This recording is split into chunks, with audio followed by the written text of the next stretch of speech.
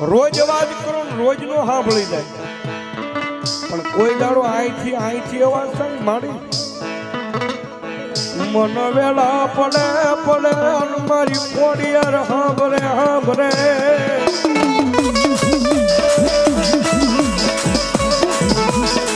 અને સાહેબ સમયગાળાની કૃપા